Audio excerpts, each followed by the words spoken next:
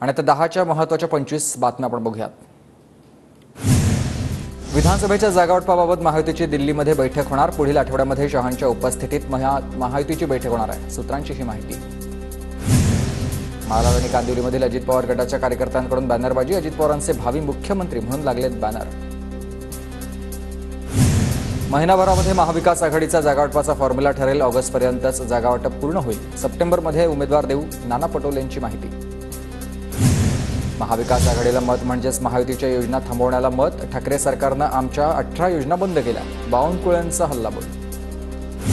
योजना बंद होणार, सत्ताधारी खोटं सांगतात। लाडकी बहीण योजना महाविकास आघाडीच्या काळात सुरूच राहणार, सुप्रिया सुळेंचं विधान।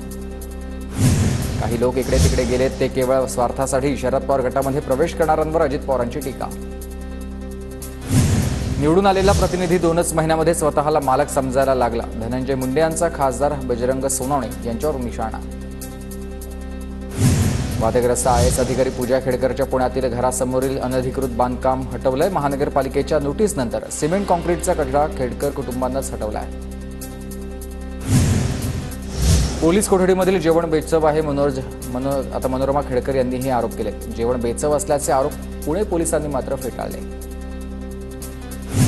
शिंदे सरकारच्या जाहिरातीवरील बेपत्ता वृद्धाचा शोध सुरू। ज्ञानेश्वर तांब्यांच्या शोधासाठी पुणे ग्रामीण पोलिसांची 2 पथकं रवाना।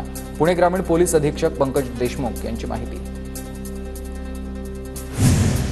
आमच्यात काही नासके आंबे निघाले। नासक्या आंब्यांनी बाळासाहेबांना गुरु म्हणू नये, संजय राऊतांचा शिंदे गटावर निशाणा। धर्मवीर चित्रपटाला भंपक म्हणणं म्हणजेच दिघे साहेब आणि शिवसेना प्रमुखांचा अपमान। संजय शिरसाट यांचा संजय राऊतांवर पलटवार। मुंबईसह उपनगरात जोरदार पाऊस। पाणी साचल्यानं रस्ते वाहतूक संथ गतीनं। आपत्कालीन परिस्थिती उद्भवू नये यासाठी यंत्रणांनी सतर्क राहावं, मुख्यमंत्री शिंदेंचे आहेत आदेश।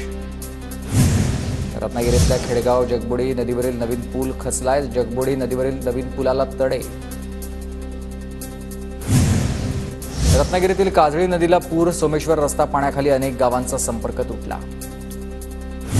रायगडच्या रोहामधील कुंडलिका नदीने इशारा पातळी ओलांडली। नदीकाठच्या गावांना सतर्कतेचा इशारा। रत्नागिरीतल्या चांदेराई पूल पाण्याखाली गेला, तर लांजा रत्नागिरी दरम्यानची वाहतूक बंद आहे। चांदेराई बाजारपेठेत गुडघाभर पाणी साचलं, जनजीवन विस्कळीत।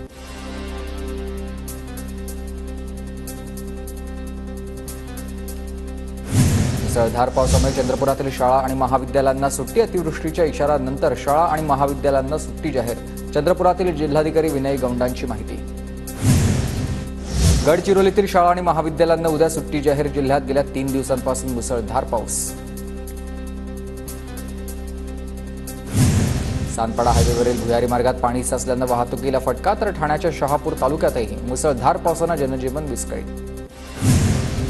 नीट प्रकरणातील आरोपी इरण्णा कोंदलवारचा जामीन अर्ज फेटाळला। लातूरच्या न्यायालयानं जामीन अर्ज फेटाळलाय। चंद्रपूरमध्ये अंधारी नदीच्या पुरामध्ये अडकलेल्या 25 नागरिकांचं रेस्क्यू। अजयपूर, हळदी, पिंपळखूट या गावातील नागरिकांचं रेस्क्यू।